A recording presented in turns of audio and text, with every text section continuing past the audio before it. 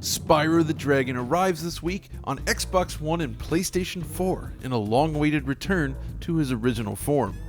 Developed by industry veteran Toys for Bob, the studio responsible for classic games such as Star Control 2, the Spyro Reignited Trilogy offers 3 fully recreated versions of the original PlayStation games.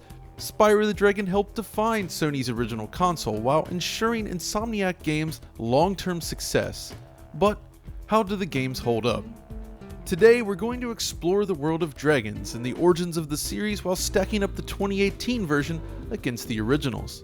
We'll also examine performance and resolution numbers across every console version of the new game. So join me for a cross between DF Retro and modern gaming once again.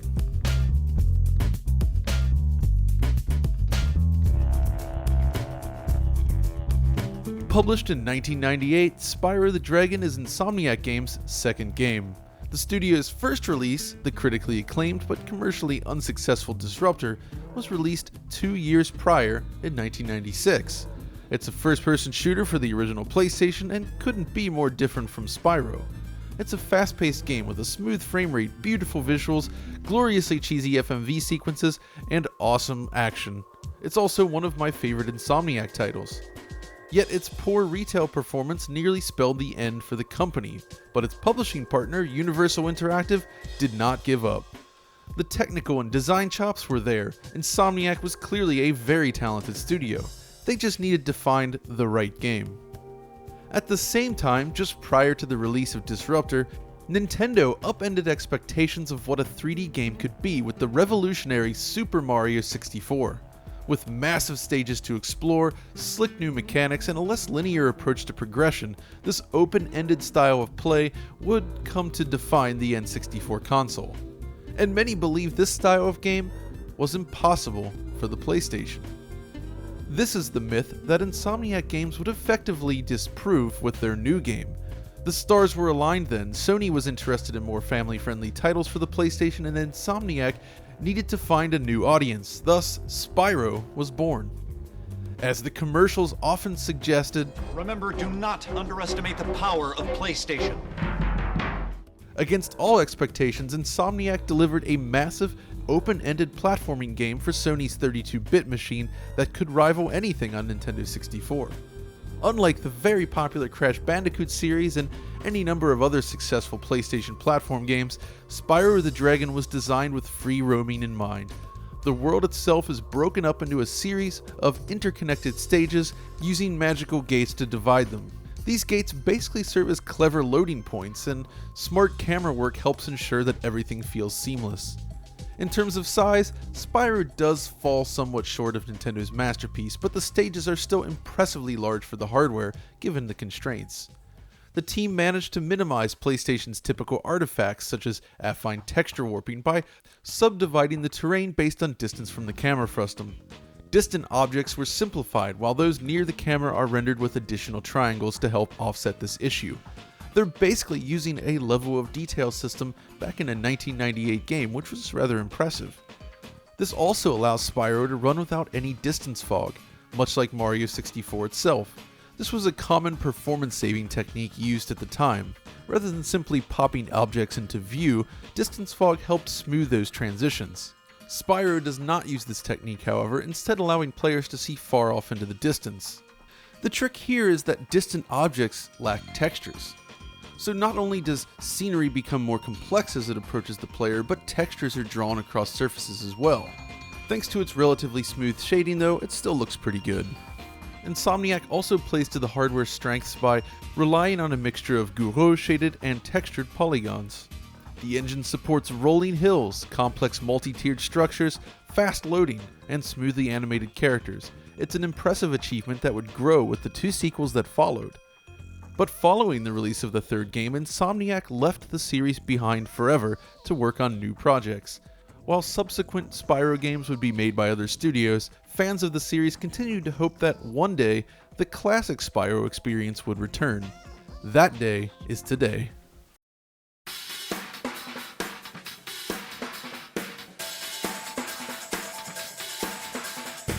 Spyro Reignited Trilogy delivers exactly what you would hope for, the original 3 games with a new coat of paint and a lot of gameplay tweaks.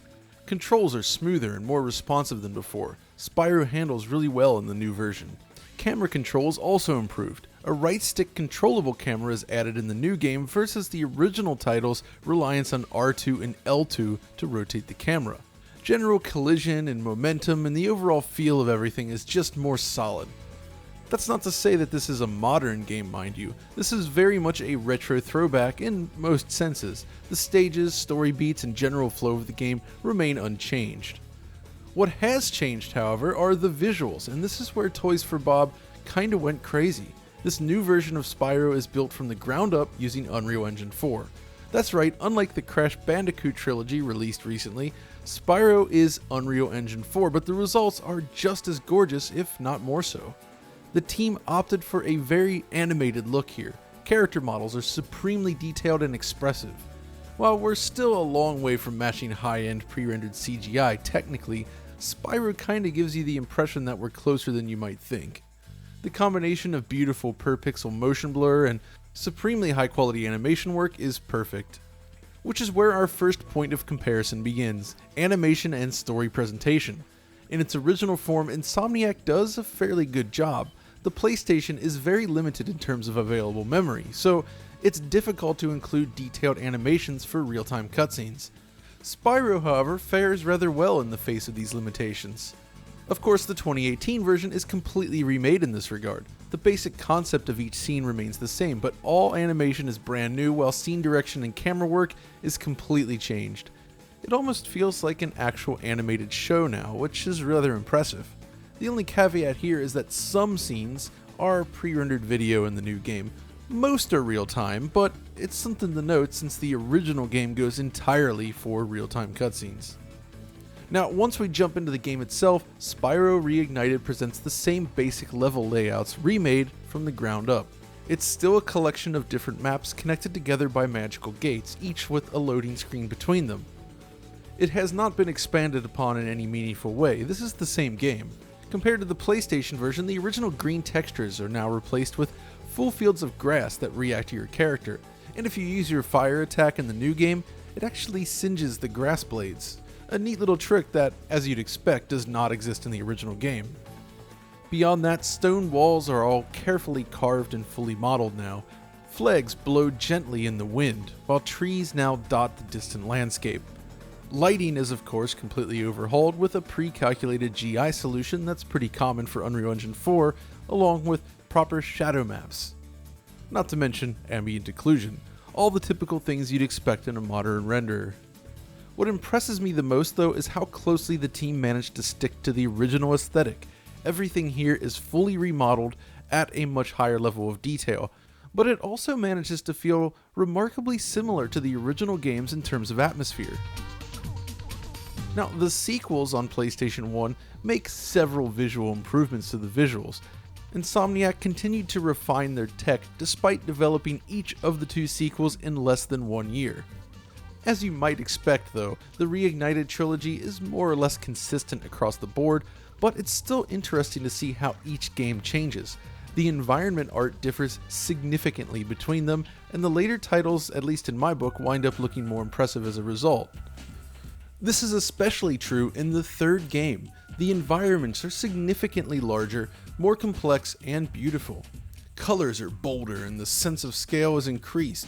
It's a beautiful looking game on original PlayStation, and it's even better in this new 2018 version.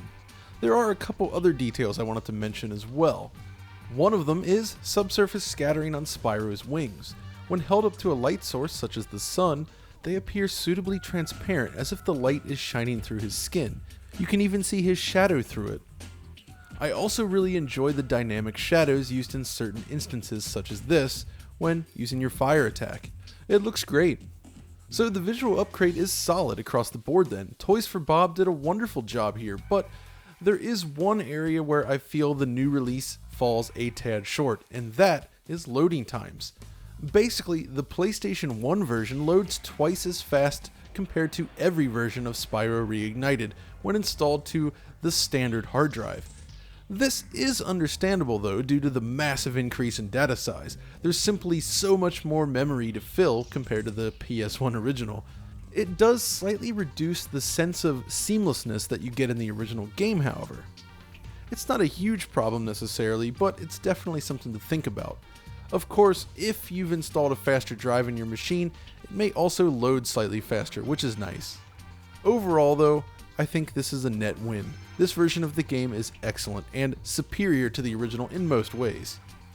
But how does the 2018 version stack up against itself across multiple consoles? Well, let's start with the resolution. At the bottom of the stack is Xbox One S, which seems to run at 1600 by 900. Thanks to Unreal Engine 4's excellent anti-aliasing, however, the game still appears rather clean in motion, but there's no doubt that this version is blurrier than the rest. And if you want to try your hand at pixel counting, this is another game where if you take a still shot right after the camera changes, you get those raw pixels just like this. So raw. Next up is the original PlayStation 4, which reignites the 2013 console wars with its full 1080p output versus Xbox One's 900p. It is sharper than Xbox One by a small margin, but both versions do wind up looking rather soft due to the selected temporal anti-aliasing. Still, it's pretty much what you would expect. What is less expected, however, are the results on PS4 Pro and Xbox One X. The issue? Both versions run at exactly the same 1440p resolution. This is a little disappointing after Crash turned in a higher resolution on X versus the Pro, but this is Unreal Engine 4, so the demands are a little different. Looking at them side by side, there really is no visible difference between the two in terms of image quality. They are identical. That said, if you're playing on a 4K screen, they do both look noticeably cleaner than PS4 or Xbox One S. Still, I expected a little more from the Xbox One X version. Maybe not native 4K, but certainly higher than 1440p. Visually speaking, that all four consoles deliver very similar visuals. In fact, the only noticeable difference are the cleaner shadows on Xbox One X. The resolution seems similar across each version, but Xbox One X exhibits smoother shadow edges compared to other versions. And that's about it. The same LODs, textures, and models are used across all versions of the game. In some sense, it's a little disappointing that the higher-end machines receive so few upgrades, but at the same time, it also means that everyone receives a nice-looking version of the game. It is interesting that in some comparisons, I did notice a difference that turned out to be perhaps a procedural texture thing, like the snow in this scene. But enough about that, let's talk about performance. For anyone playing Spyro this week, you may have noticed that it doesn't feel entirely smooth. Certainly not as smooth as the Crash Bandicoot re-release, so what's going on here? Well, let's start with ye old Xbox One X. You see the problem, right? Yes, the average frame rate is indeed 30 frames per second, and the game has little problem sticking to it very closely. But unfortunately, our old pal, bad frame pacing, makes a return. In fact, it could be argued that bad frame pacing is the true villain of the series, as he appears across all platforms in all three games. There's simply no mercy here.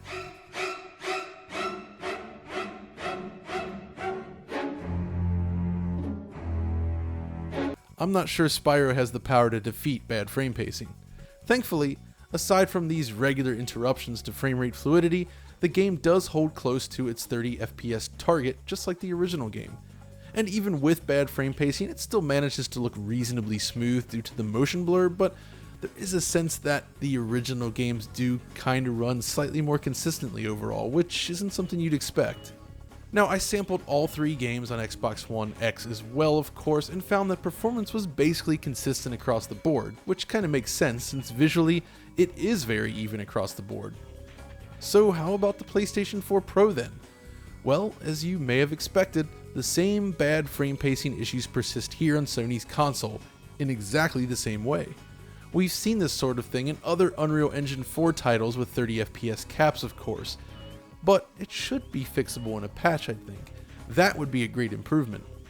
Now, while it's mostly similar, I do feel that in certain instances, there is evidence that the frame rate can dip just a tad. Moments like this where we see several dips on the frame time graph right in a row. It does feel like genuine slowdown, and it manifests in that way. This is of course followed by a run of 16 millisecond frames though, so maybe it's still related to the core issue at hand. Either way, on the Pro, things do feel overwhelmingly similar to Xbox One X. It's pretty much 30 FPS all the time with those inconsistent frame times. So if you're experiencing something that feels like slowdown, rest assured that this is the real issue, and hopefully it can be addressed in the future. Of course, we can't not include the older consoles in the mix. The base PlayStation 4 turns in performance very much like the higher end consoles. It's still 30 FPS and the frame pacing is still bad. I did not play quite as far on the base PS4, I must say, but it doesn't seem to exhibit any additional drops compared to the other consoles based on what I did play. It's just a matter of reduced resolution and lower quality shadows basically, and that's really about it. And this also holds true for Xbox One S. Again, it's 30 FPS with bad frame pacing. Has anyone kept track of how many times I've said bad frame pacing in this video? I kind of prefer talking about parallax occlusion maps instead. Now, I suppose the good news here is that all 4 versions turn in remarkably similar performance, so it seems like Toys for Bob has not overshot their rendering budget.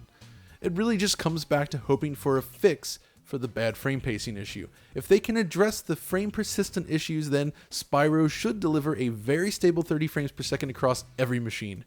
Just don't get your hopes up for 60 FPS. It's very unlikely that that would happen here, unless of course Spyro shows up on the PC. Which is something to think about. Crash Bandicoot initially launched on PlayStation before arriving on Xbox, Switch, and the PC, so it's a little bizarre that Spyro hits Xbox and PlayStation on day one while leaving the other platforms on the side. Unreal Engine 4 runs rather well on Switch, so it does seem like a feasible port. Perhaps it's 648p or something. It really seems feasible. The PC version is a no-brainer as well. Wait, what is this version that Snoop is holding here? Maybe he has dibs on the PC version exclusively. I know you gonna dig this. Step your game up one time. Spyro. Or maybe not, since the game isn't likely on that disc anyway, which is the last complaint I wanted to raise here.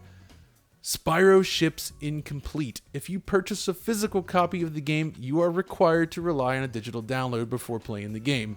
This is a practice I am firmly against, as I feel it's bad for collectors such as myself. I'd like to own this game on disc, but it's not possible. For a multiplayer game like Black Ops 4, sure, by all means, ship an incomplete disc. You need the internet to play the game properly, so it kinda makes sense. For a single player game like Spyro though, come on, it should ship complete. This for me is the most disappointing aspect of this release. It's too late for Spyro, of course, but hopefully this does not become common practice going forward. We'll certainly be keeping an eye on this in the future. Another slight disappointment stems from the lack of HDR support. This is a very colorful game even without it, but it seems like it would have worked rather well. The bright, beautiful colors just scream for HDR. Lastly, some users have reported minor glitches in the game, though it's not something I encountered. It's certainly something you should be aware of, however, since it does seem potentially game-breaking in certain instances. Overall though, things are generally pretty good. The upgraded visuals are fantastic, performance is stable despite the bad frame pacing issues, and it plays better than the original games. It even features new reignited music with an option for dynamic music when using it.